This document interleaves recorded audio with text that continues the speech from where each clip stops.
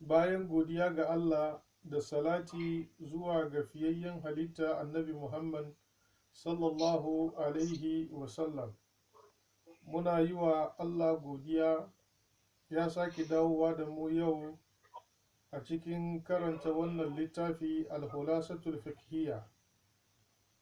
Muna kauna Allah ya sa ya zama mana sababi na dadin kai rayuwarmu duniya da lahira. Wayanda ke mutaba'a da mu inda kuke duka, Allah ya agaza muku, ya yassare muku fahimtar addini.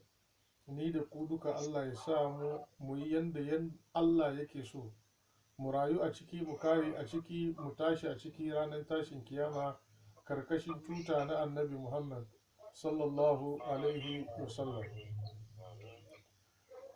Halwa yau ina jaddada muku kulawa da ikhlasi a cikin niyya da kuma himma da nazari a cikin wannan karatu. Na biyu, ina tunasar da ku da mu yi ƙoƙarin yin alwala yayin da za mu zauna a lokacin karatu. Yana daga cikin abin da ke taimakawa kwarai mutum ya zamo yana cikin sarki.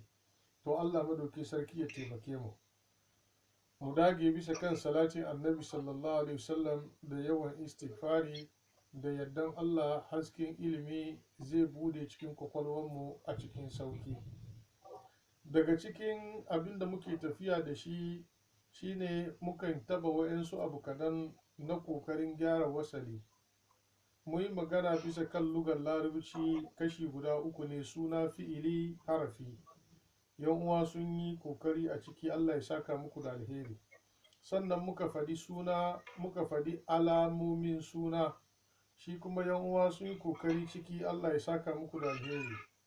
Sa'an nan muka ce daga cikin alamar suna shine huruful jarri, harafin da in ya zo gaban suna yana mishi wasalin kasa, sai dai sunan da larabawa ke ce da shi al'asma layin sarifu ko kuma ismul ajami. Akwai sunan da shi bai juyawa, haka yake aslan, kamar ka ce Isa, Musa, to shi ko harafin jarri ya riga ya shi, baka ka ce min Musayi, baka fadi, sai dai ka ce Musa ne, saboda asalin sunan ma ba larabci ba ne. Baka ka ce Isayi, baka ka fadi haka nan. Baka ka ce Musayu, saboda harafin karshen nan harful illa ne. Nan gaba za mu zo mu yi magana me ake ce ma harful illa. Harafi ne guda uku, alif da wawun da yawun.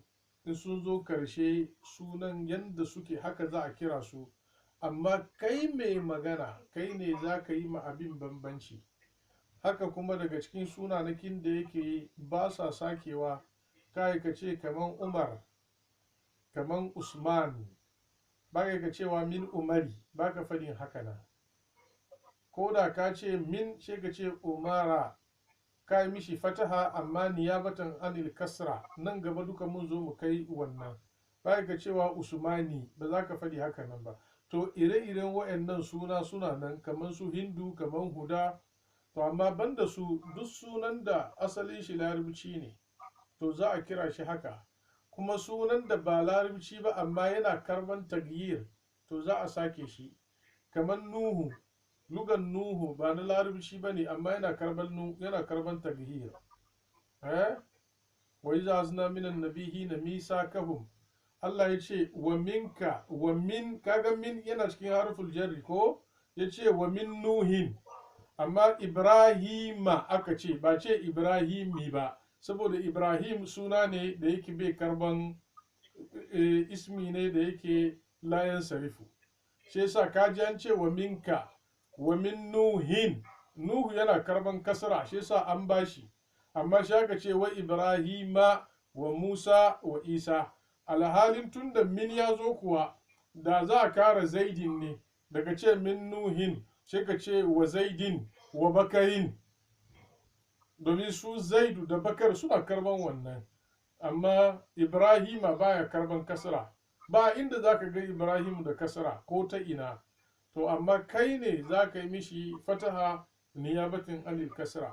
To wannan dai mukaddima ne da za ku san kamar irin wanga karatu yana zuwa gaba. Ba shi ne karatunmu na yau ba. Karatunmu na wancan sati mu yi magana bisa kan alamomi na mun faɗi har uruful jarri. Wa zai gaya mini guda uku ciki a bisa jere?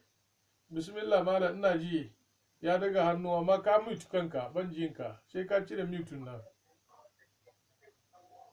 Yawwa. Wa alaikum salam. Aha. Aha.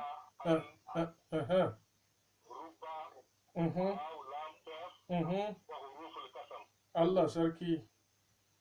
Masha Allah. Wa kuma zai gaya min huruful kasam? To, ina ji. Aha. Aha.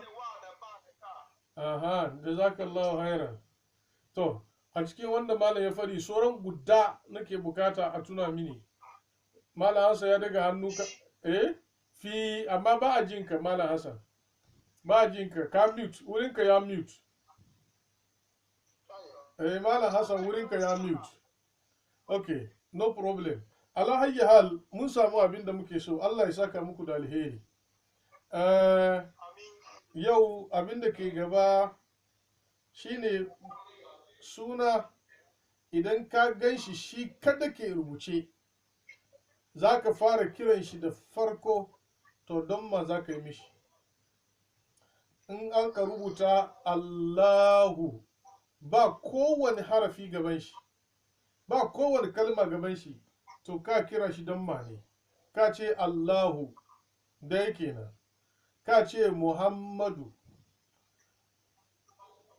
ka ce Ibrahimu. Wannan idan ya zama shi kadai za ka kira, sa'an nan abin da ke gaba za ka iya yi.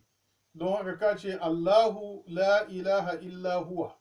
Ka ga nan Allahu don maka mishi, saboda shi kada ne kuma shi ne farko ba komi gaban shi. Ka ce Muhammadun Rasulullah wallazina ma'ahu ashiddahu alal kufari. To saboda shi wannan shine karin abin da zai muku akai na suna yau.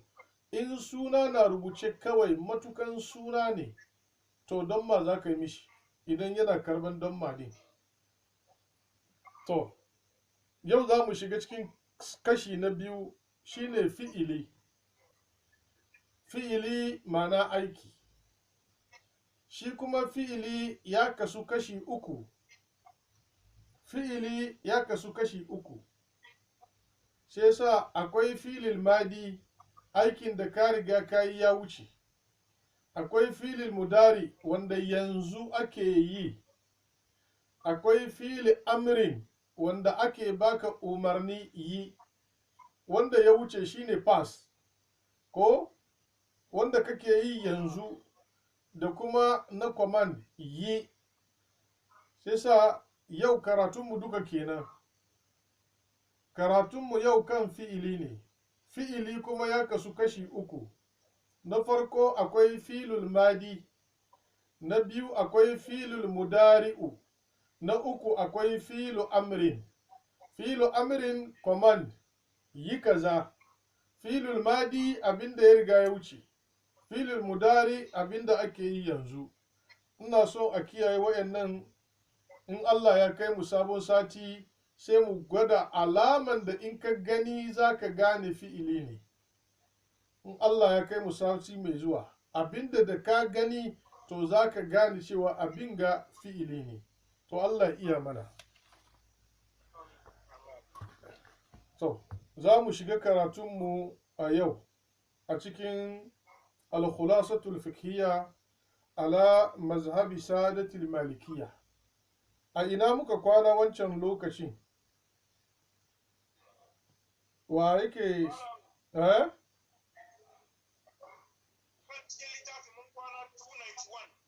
Aha.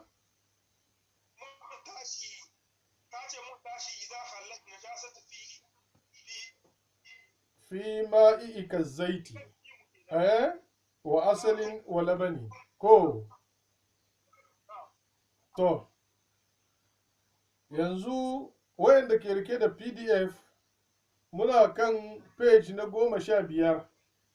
Page na 15 nan kuka gangara zuwa kasa cikin bracketin da ya sa 9 a wurin nan akwai su'al tambaya ma huwa hukumul ma'i wal jamidi iza hallatin najasatu fihi. ina fata kowa ya ga wurin. to jazakumullahu khairan. alhamdulillah wassalatu wassalamu ala ashrafil mursalin nabiyina muhammadin wa ala alihi wa sallaman taslima. malam ya ce ma huwa hukumul ma'i, menene hukuncin abin da yake ruwa ne, wal jamidi da abin da yake sandararren abu, iza hallatin najasatu fihi, idan najasa ta fadi a ciki. misali zan buga muku akan wannan abu. akwai wani mai muna kiran shi man kade. idan an kawo shi yana nan damfararre ne, sandararre. in an sa cikin wuta ya narke shi ya yi ruwa-ruwa. ina fatan duka kun san wannan mai man kade. to yanzu ga man kade wanda yake ba sa cikin wuta ba tukuna banne ya narke, to shine aljamid. sannan kuma ga man kaden da aka sa cikin ruwa ya narke, shine alma'i. to idan najasa ya fadi cikin man kade amma ya riga ya narke tukuna, menene hukuncin shi? sannan kuma wanda yake gashi mai ne na kade amma yana dansare, najasa ya fadi ciki, menene hukuncin shi? shine tambayan malam. idan ka lura man kade idan ba narka ba, in abu ya fadi kai kana iya ganin makin inda abin ya saya. amma ya zama da ruwa-ruwa ne, sai fusari ya zuba ciki, baka iya gane ina fusarin yake. sai sa wanda zaka iya ganin makin iya inda abin ya saya yana da hukuncin shi daban, wanda baka iya bambanta shi yana da hukuncin shi daban.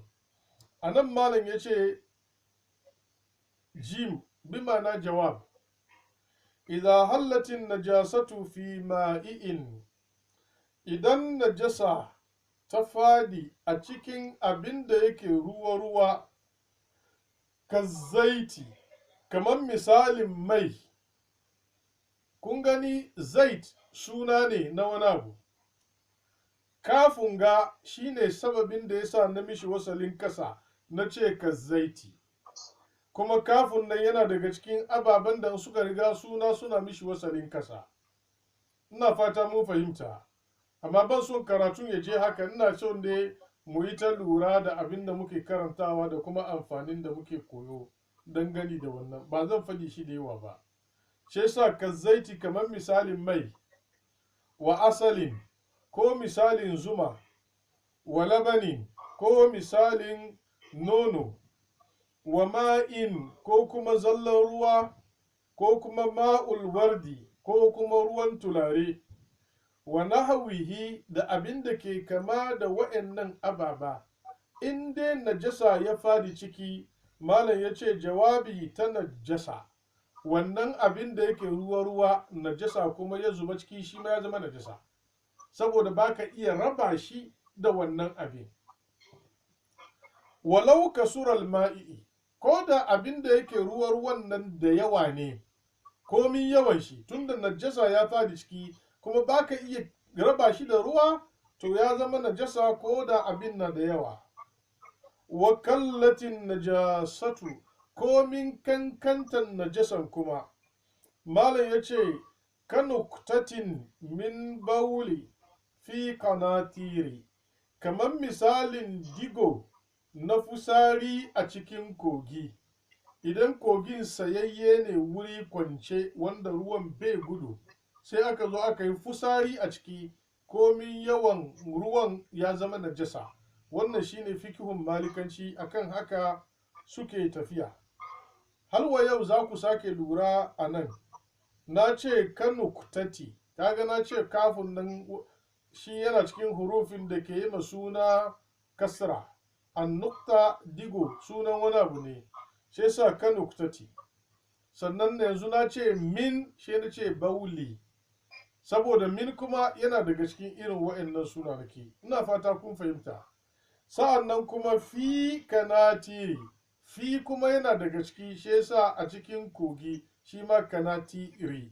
Yanzu a nan mun samu alama a kan sunanaki guda uku, alamomi daban-daban da suka bashi wasalin kasa.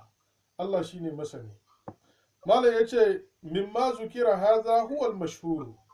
Wannan yadda aka ambata cewa in najasa ya fadi cikin abin da yake narkakke, komin kankantar najasan komin yawan ruwan, to ya zama najasa. Wannan shine mashuhurin magana.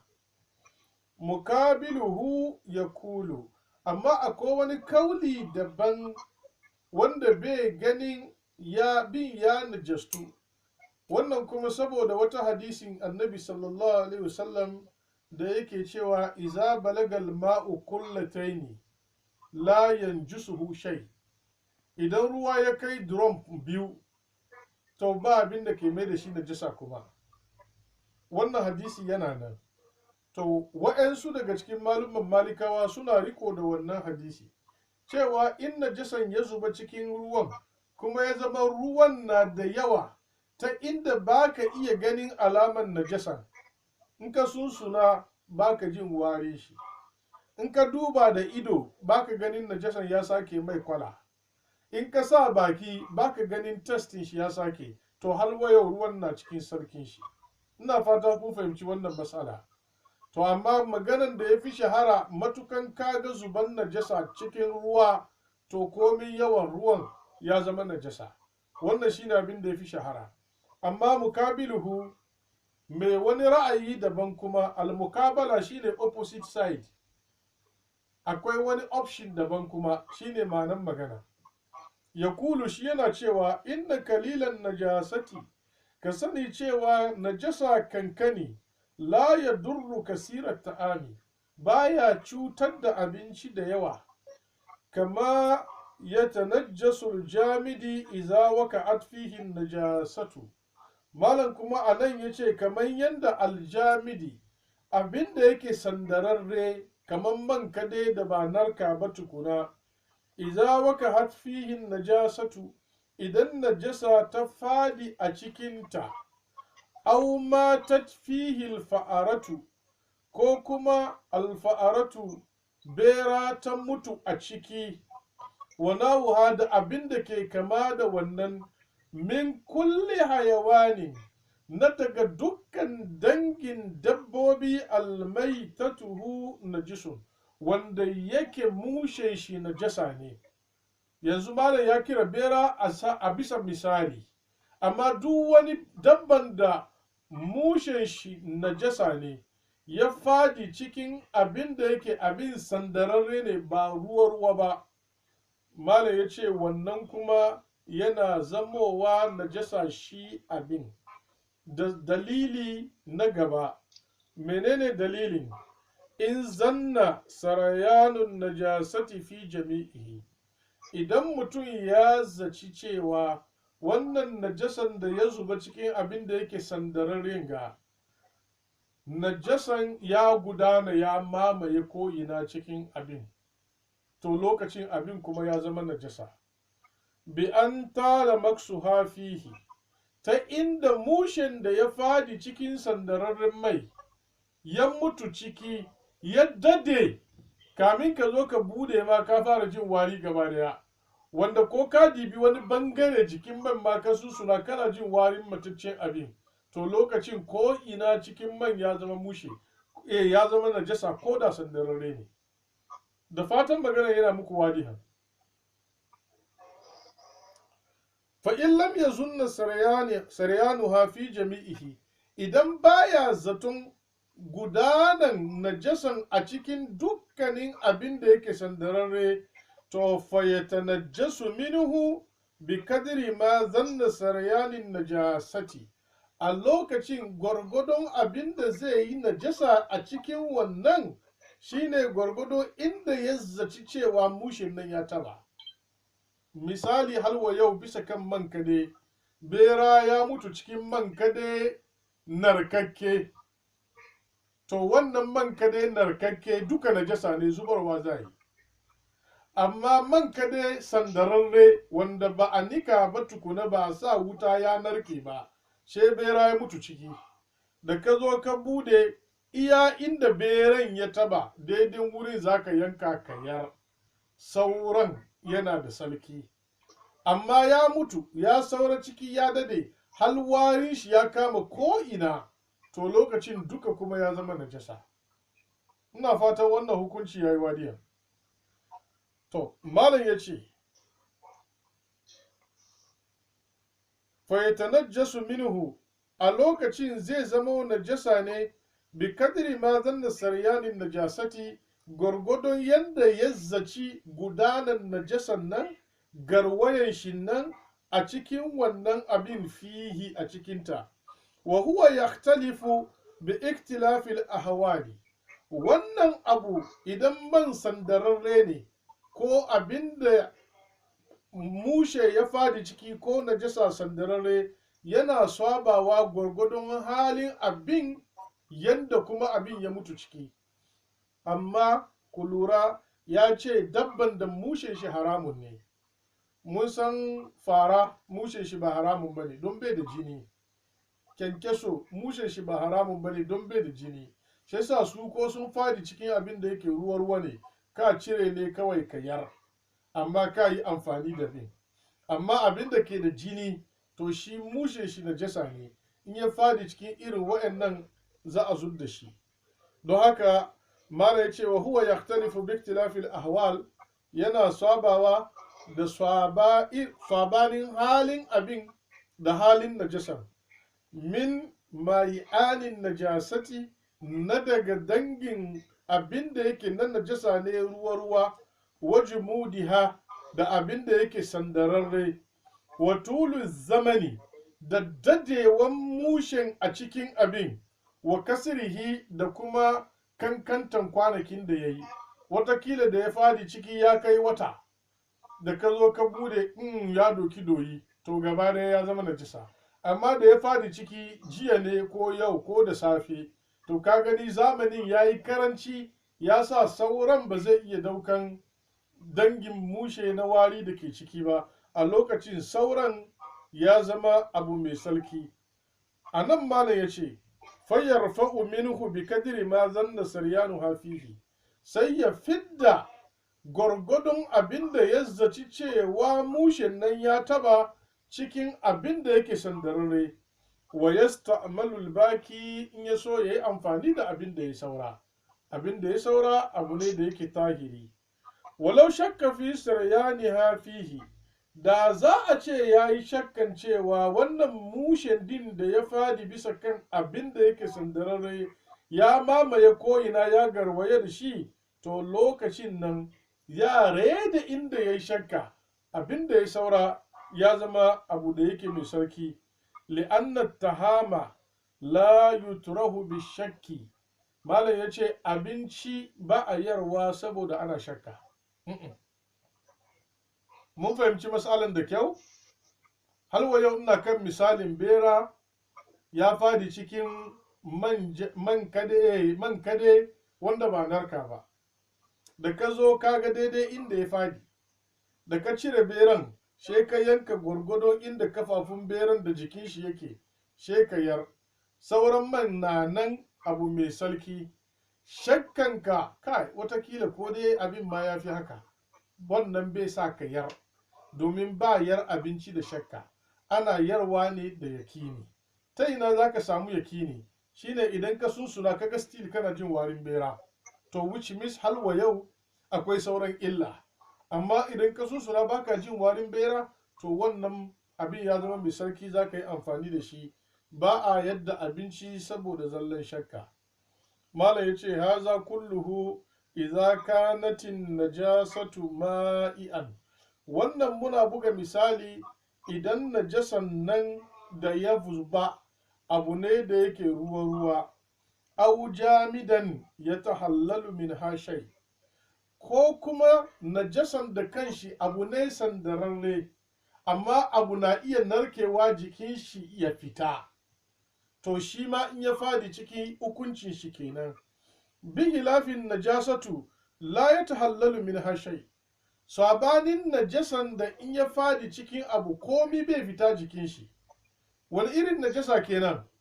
Shine aka samu akori na dabban da yake ya mutu mushe, kaga akori bai da jini bai da ruwa, idan ya fadi cikin najasa shi ya fadi cikin ruwanka ko mainka, shi akorin da kanshi zaka cire ka yar, ainihin shi najasa ne don nan mushe ne, kun fahimci?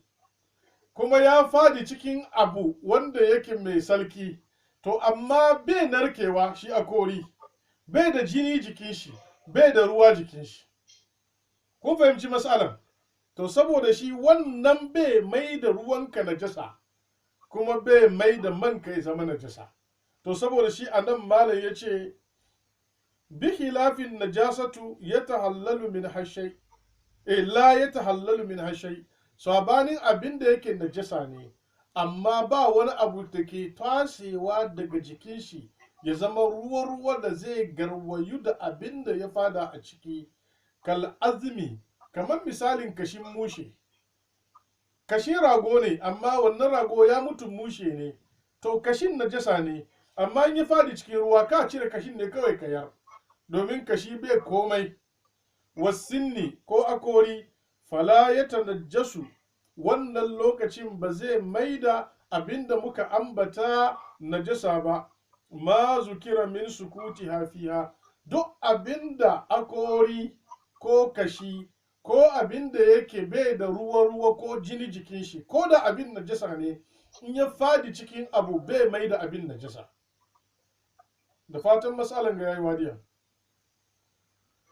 Wa min hazan nau, daga cikin irin wannan nau'in abu, al'aji shine haurin giwa.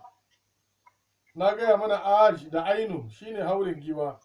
Allazi talbisuhun nisa'u, wanda ayata au talbasuhun nisa'u, wanda mata suke yin ado da shi, su mai da shi kaman zobe ko su sa hannunsu kaman kambu. Wayu ba sharna bihil ajina, yayin da suke dama kullu kuma hauren giwan nan yana cikin hannunsu, sai sa yana shiga cikin kullun nan. Mun lura? Giwa ne ya mutu mushe, ba an yanka ba ne, sai aka doko hakorin shi aka yi ma matanka zobe da shi, kaga dai najasa ne akan ra'ayin masu fadin haurin giwa najasa. To amma sai tana dama maka kullu kuma, to kullunka bai zama najasa, domin kashin giwa bai da wani abin da ke narkewa ciki ya shiga cikin kullu. Ina fatan magana yayi wadiyan. To, wanawahu da abin da ke kama da irin wannan. Sai mas'ala na 10, su'al tambaya.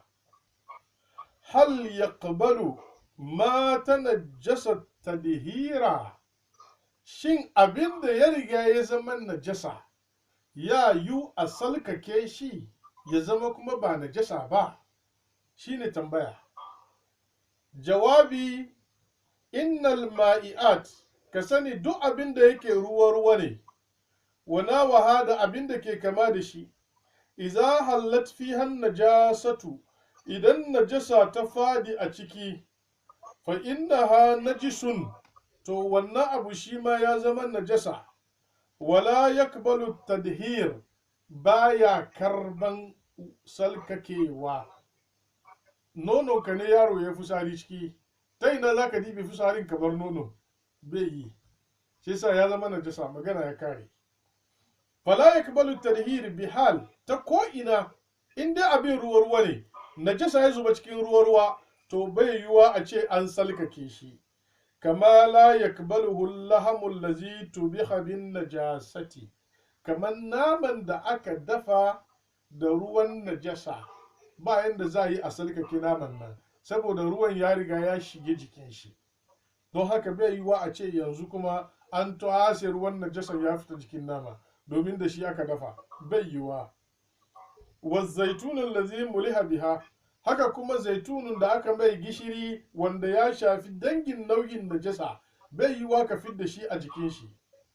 Wal baidu allazi salaqa biha, haka kuma kwai wanda aka girka aka tabasa shi da ruwan najasa shi ma baya karban tadhir domin ruwan ya riga ya shiga jikin shi.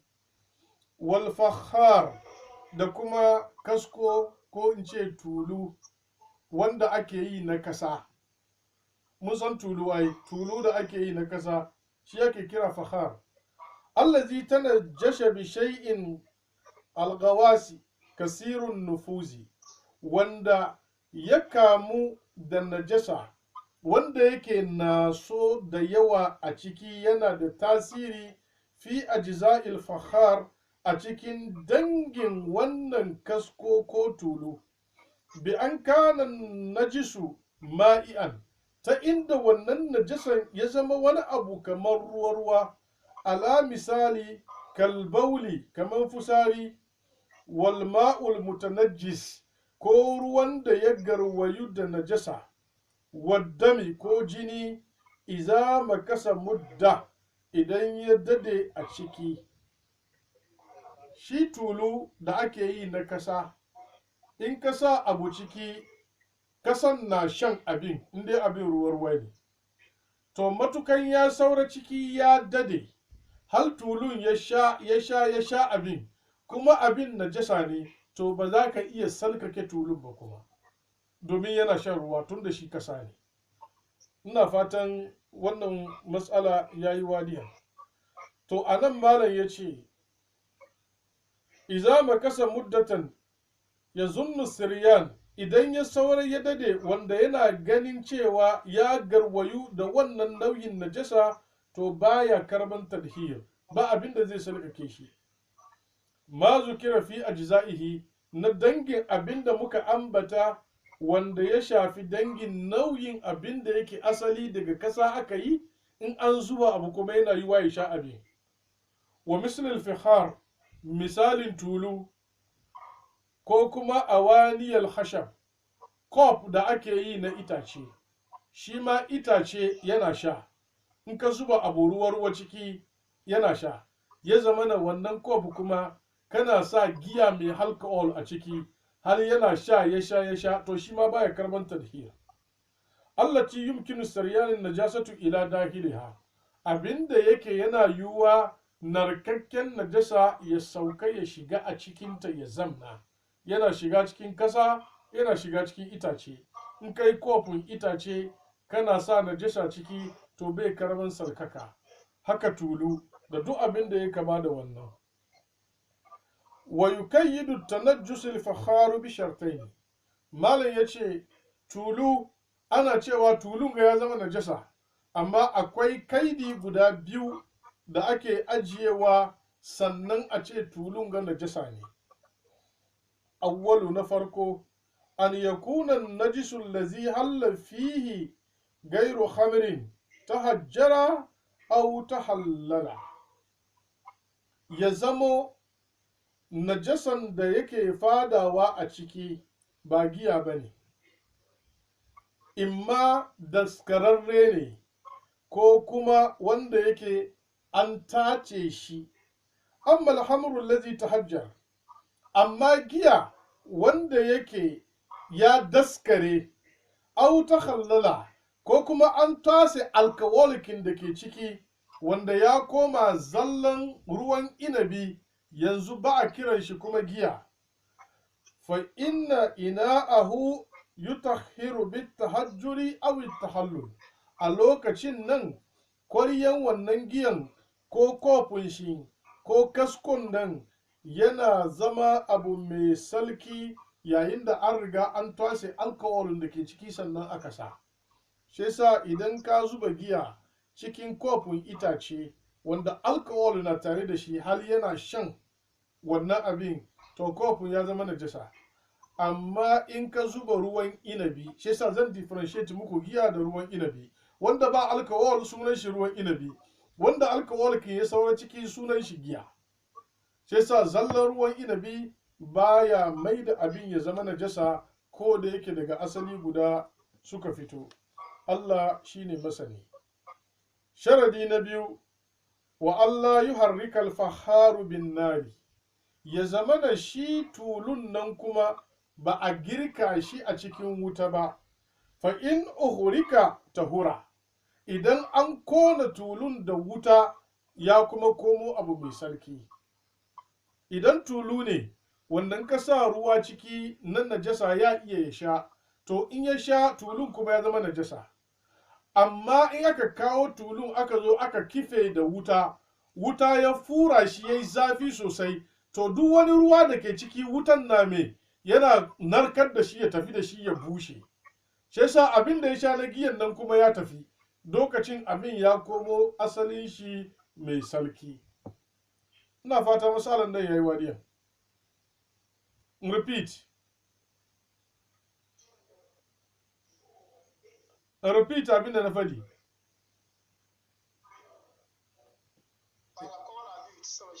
Aha. Repeat abin da na faɗi. Ko kun fahimci? To. Jazakumullahu khairan. Wa yakbalu al-fakharu at-tadhir. Tulu in yana su da abin da yake najasa ne, yana karban asalkake shi idan hallat fihi najasatu jamida, idan najasan da ya fadi ciki ba ruwa bane. Najasa ne amma ba ruwa ba. Mushen bera najasa ne, ya fadi cikin tulu, shi da beran za ka yi kawai ka wanke tulun, magana ya kare. Kama yakbalu gairul fakhari tadhir, kaman abin da ake amfani da shi mai aikin tulu wanda shi ba na kasa ba ne. Alfahar kullum tulun da yake na kasa. Min nuhasin, misali abin da yake an yi shi na tulu ko tukunya amma da karfe. An yi da jan karfe ne, to shi ko abu da yake ruwa ne ya shiga ciki ko sandararre ne bai mai da abin najasa duk lokacin da aka wanke. Wasu jaji ko kuma karo glass, ko ruwan najasa ya shiga ciki ko sandararren najasa ya shiga ciki, in an wanke bai zama najasa ba abin da kanshi. Kal hadidi, haka kuma bakin karfe, yuhuma wanda aka tabasa shi, wa yutfa'u sa'annan aka zo aka kashe fin najasati a cikin najasa. Fala gausa laha, wanda bai da naso a ciki, lidaf'iha bil hararati, saboda zafin wuta yana konar da duk wani ruwa da wani abin da ke shan ruwa. In ka kona shi da wuta, wutan na kona shi, zafin yana tafiyar da duka. Na 12 su'al tambaya, hal yajuzu al-intifahu bin najasati, shin in abu ya riga ya zama najasa ya halatta a yi amfani da shi? Wa bishai'il mutanajjis, ya halatta ka yi amfani da wani abu kuma wanda ya zama mutanajjisi. Nan ga ina so yi muku tambihi, a cikin lugan fukahahu in aka ce abu mutanajjisi, akwai masu amfani da shi nauyi guda biyu. Shi wannan malamin in ya ce mutanajjisi yana nufin ruwa mai salki shi najasa ya fadi ciki. Lugan fukahawun jiya in suka ce mutanajjisi suna nufin ruwa mai salki she wani abu kuma mai salki ya zuba ciki. Misalin gari ya zuba cikin ruwa. Mun lura, gari da kanshi abu ne mai salki, ruwa kuma abu ne mai sarki. Amma in ka zuba gari cikin ruwa, yanzu wannan ruwa bai alwala saboda ya sake daga asalin shi na ruwa, saboda garin da ya zuba. Sai idan su suka ce mutanajjis shine abinda abu mai salki ya zuba ciki, to wannan za a yi amfani da shi ittifakan. Amma wannan malamin idan ya ce mutanajjis shine abin na da salki shi najasa ya fadi ciki. Sai wannan abu shine mutanajjis. To nan malam na tambaya, in abu ya riga ya zama najasa ya yi ku yi amfani da shi? Kamar ragon gidanka ne ya mutu mushe, abin nan najasa ne, mu lura da kyau. Kun ya ku yi amfani da rago? Kwashin da yake nan. Na biyu, ruwa ne najasa ya zuba ciki, gashi ya garwaya shi, kana gani yanzu ne najasa ya garwaya shi, ya yi a yi amfani da shi? Jawabi shine la yajuzul intifa'u bin najasati bihal. In abu aka ce ya riga ya zama najasa, to ba dama ka yi amfani da shi ta kowane irin hanya illa fi arba'i masa'i dai a cikin mas'ala guda hudu kadai. Abin ya riga ya zama najasa baya halatta ka yi amfani da shi sai a mas'aloli guda hudu. Mas'alan farko shine aljildul matbugu, shine fata wanda aka jeme. Dabban ga ya mutu mushe, najasa ne, fatan shi kuma najasa ne, amma yanzu an jeme fatan, to ya halatta ka yi amfani da shi. Kamar yadda muka fada alama marra akan maganar da muka fadi ya wuce, in an jeme fata ya salkaka.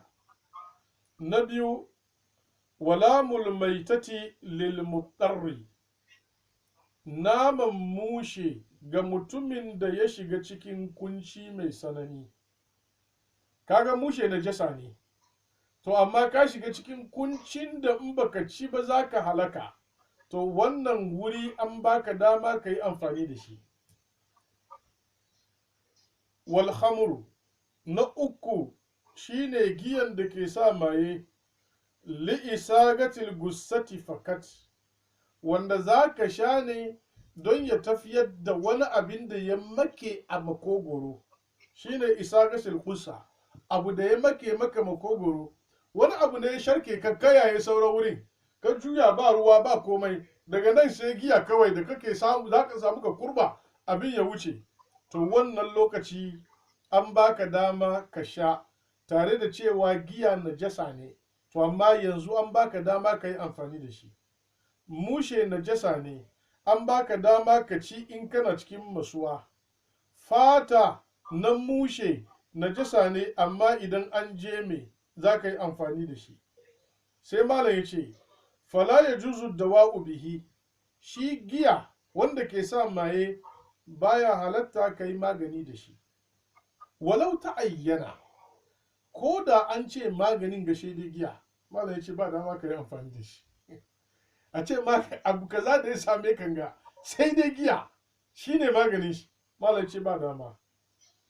Wa fi gairihi minan najasati hilafun in ta hayyana, amma abinda ba giya ba ya zama kuma kana bukatan abin ka yi jinya, to akwai sabani a wurin malamai in an ce shaidai wannan abin.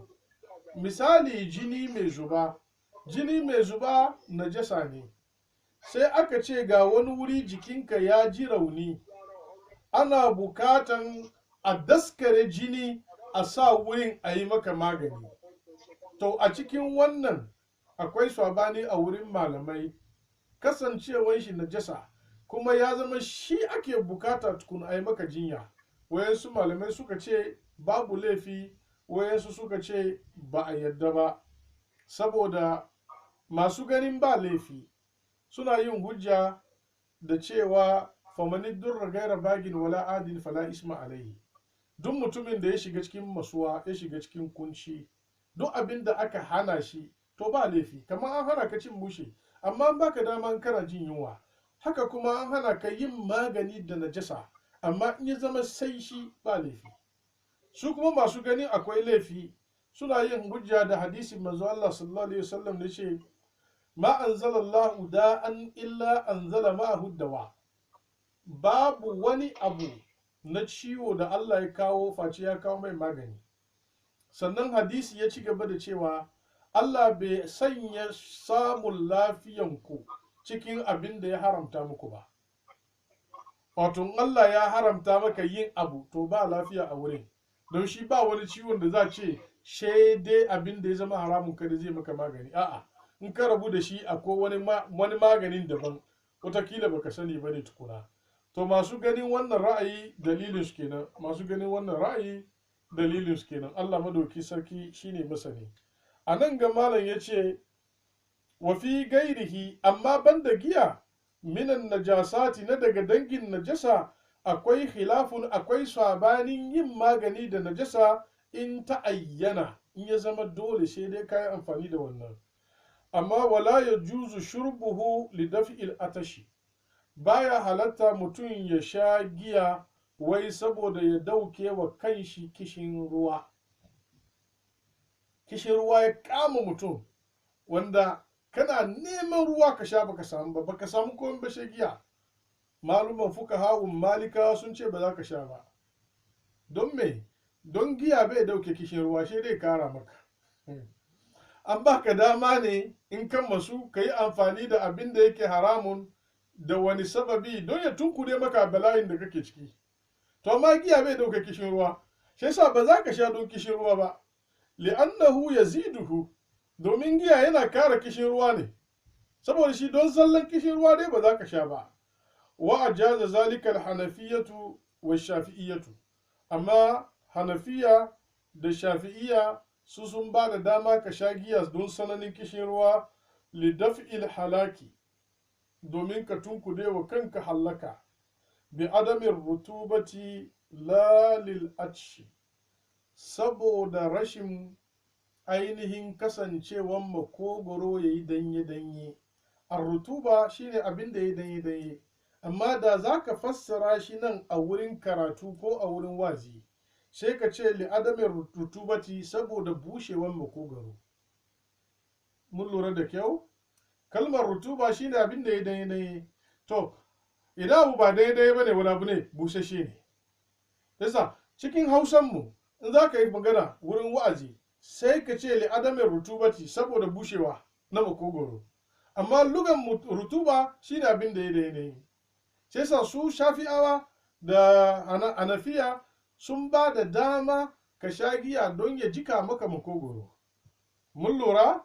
Saboda makogoro in ya bushe ta nan ne hallakan ke zuwa da sauri. Amma ba don ya dauke kishin ruwan ba, don ya jika makogoro, ba don ya dauke kishin ruwa ba. A kai suka ba da dama, don haka ya ce lalil atashi nafsihi, ba domin ainihin kishin ruwan ba, domin jika makogoro kawai. Na hudu, wanda jasatu tu'uda'u fi zar'i li naf'ihi. Najasa ana sa shi a cikin abin da yake kaya ne na shuka, kaya na shuki. Ana sa najasa a ciki li'it'amil bati'i bihi, kamar a mai da shi ya zama taki. Shine menene taki? Abin da ake zuwa magonan nan don yayi kyau. Ya sunan shi cikin Hausa ma? Taki cikin Hausa. Ya sunan shi cikin English? Fertilizer. Fertilizer.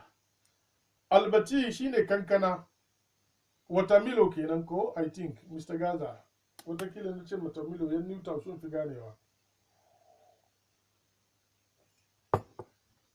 Shi gonan watermilo ana zuba mishi kashi da sauran abubuwa, ko da kashin mutane ne yana yin kyau sosai. To don haka abin da yake najasa ne ana amfani da shi a cikin shuka. Kai ta'amil batihi bihi, kamar mai da shi taki ga kankana da mutane suke yi. Lakin mala ya ce sai dai yajibul bayanu indal bai'i, a lokacin da abin ya yi kyau ka zo za ka sayar, alhalin najasa ne kuma kai da shi takin gonanka, ya zama dole ka yi bayani ma mai sai.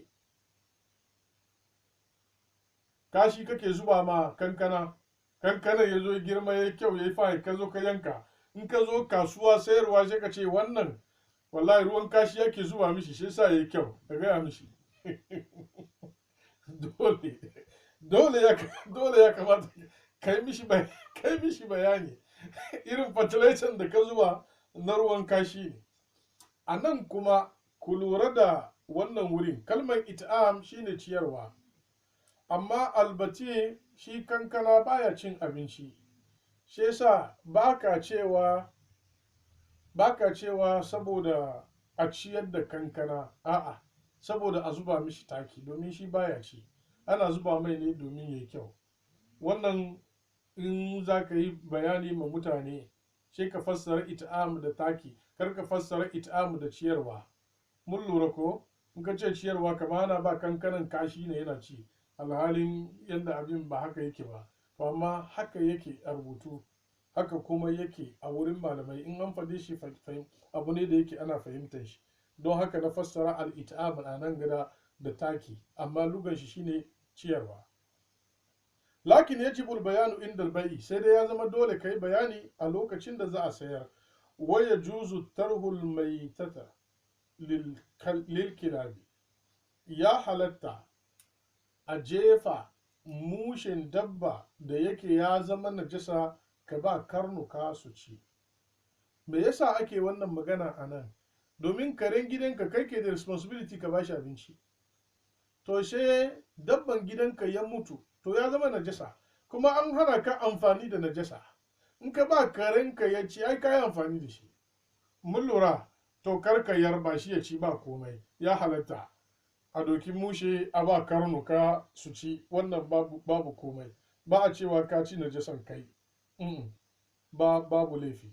Don haka malam ya ce wai juzu tarhul maitata lil kilabi, ya halatta a jefa mushe ga karnuka, kama ya juzu an yukada bi azmiha ala tubin aw hijaratin, kamar yadda ya halatta a doki kashin mushe a rika kunna wuta da shi don yin tubali ko kuma yin ainihin block. Amma shehul mutanajjis, amma abinda ya zama najasa ne, najasa ya fada ciki yasa ya zama najasa. Yanzu na bambanta muku mutanajjisi wanda abu mai salki ya fadi ciki da mutanajjis wanda najasa ya fadi a ciki, akwai bambanci tsakanin su. Fa ya'rumul intifa'u bihi ala hususin fardaini, wannan ya haramta kar a yi amfani da shi matukan ya riga ya garwayi da najasa a bisa kebance abu guda biyu. Abu biyu za a kebance daga ciki, su ne ba za su yi su abin ba. Al'adami, dan adam mutum, in abu ya riga ya garwayi da najasa baka amfani da shi. Fala yasta'maluhu aklan wala shurban, in mutum ne kai baka ci baka sha in ya garwayi da najasa. Wa yukrahu an yudhina bihi jasaduhu, kuma an karhanta mishi kada ya shafa jikin shi. Ko da mai ne da kake shafawa najasa ya zuba ciki, to an karhanta maka karka shafa, amma ba za ka ci ba, haramun ne. Ba za ka sha ba, na sha ne haramun ne. Wa tajibu izalatuhu kuma lissalati, ko da an ce shafawa jiki makaruhi ne, amma idan ka shafa lokacin da za ka yi sallah dole ka wanke ya fita. Wata wafi, in za ka yi tawafi kuma dole ka wanke. Waduhulul masjidi, in za ka shiga masallaci kuma dole ka wanke.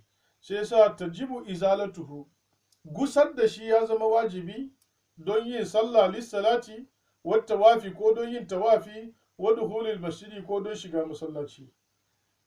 Na biyu, wal masjidu, idan abu ya zama mutanajjisi ba a amfani da shi a masallaci, dan adam ba zai amfani da shi ba aklan wala shurban, sannan masallaci kuma ba za a yi su ba. Fala yantafi'u fihi bihi, ba a amfani da abin da ya zama mutanajjisi a cikin masallaci. Fala yustasbahu fihi, ba a kunna fitilan masallaci bizaitil mutanajjis, da mai da ya zama na najasa. Kun san fitilan da sunan shi bola-bola, mai suke sawa suke kunnawa. To idan najasa ya zuba cikin wannan mai, to ba a mai da wannan mai ya zama bola-bolan da za a kunna fitila cikin masallaci da shi, ba a amfani da shi a cikin masallaci. Haza in kana limisbahu dakhilahu, amma wannan hukunci idan fitilan nan ana shigowa da shi cikin masallaci ne, to lokacin ba a yadda ka kunna fitilan masallaci da mai wanda yake ya zama mutanajjisi ba.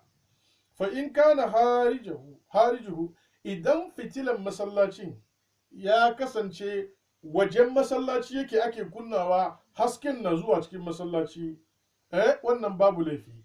Waddau'u fihi jaza, in fitilan na wajen masallaci ne ake ajewa waje a kunna hasken ya yi ta fonta cikin masallaci, to lokacin ko da man da za a kunna ya zama mutanajjisi babu laifi a kai. Wannan kuma ba za ka sai fetur sata ka kunna generator na masallaci ba kenan ko? Yawwa to Allah shi kyauta. Sai mu je gaba. Wa fi gairi hazaini, amma banda mutum ko kuma amfani da abu mutanajjisi a cikin masallaci, banda wannan ya juzul intifahu bihi, ya halatta a yi amfani da abin da yake da mai salki najasa ya shiga ciki. Fayyutar ta'amul mutanajjis liddawabi, za a ba da abincin da ya zama najasa, za a ba da shi ga dabbobi ba komai. Dama abinci su ne, she najasa ya zo ya shiga, kuma su sun ya su ci, za a ba su ba komai. Wa yuska bil ma'il mutanajjis al hayawanat, ruwan da ya zama mutanajjisi za a shayar da shi ga dabbobi. Wal zar'i, za a shayar da shuka da shi. Wa yudhinu bi zaitil mutanajjis ajalatu, sa'annan kayan amfani na yau da gobe za a sa mai don a yi amfani da shi. Kalman al'ajala ya shafi kekenka, basukunka, baburunka, duk wani abin da kake amfani da shi wanda ana sa mai. To idan man ya zama mutanajjisi za ka sa jikin shi ba komai. Wana biha da abin da ya kama da wannan. Sa'annan wa ya amalu minhu sabun, za ka iya dokan abin da yake mutanajjisi na mai ka yi sabulu da shi.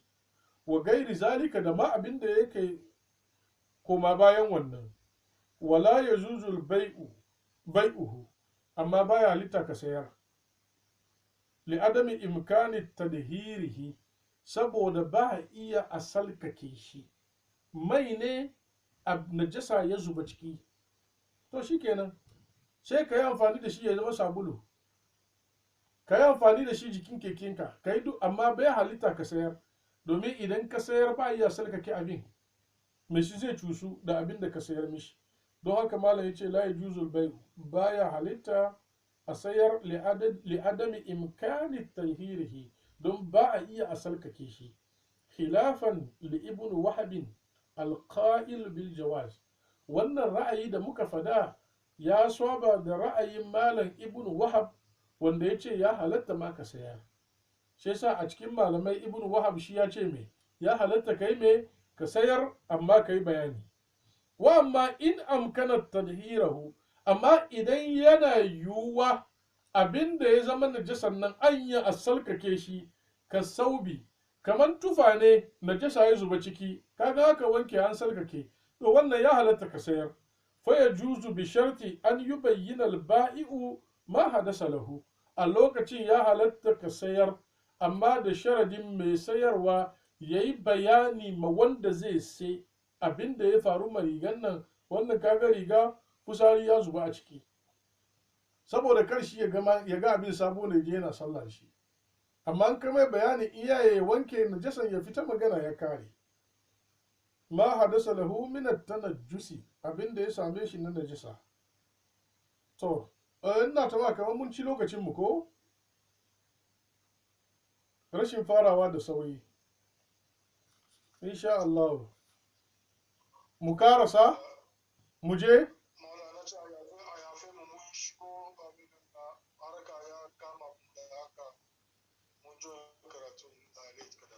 No problem. Mu dakata daga yanzu saboda karfe 9 ya riga ya wuce da kwata. Sai sa mu ajiye karatun nan yau insha Allah. Ko mu karasa?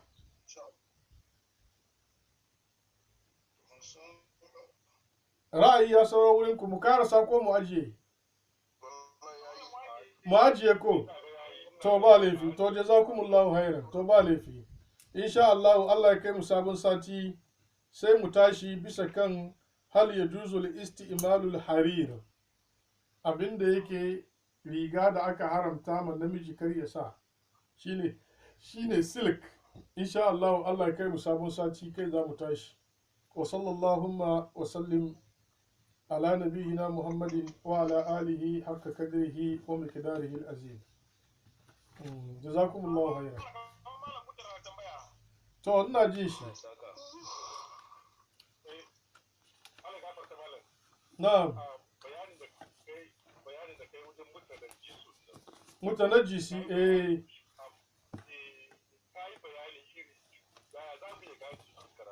to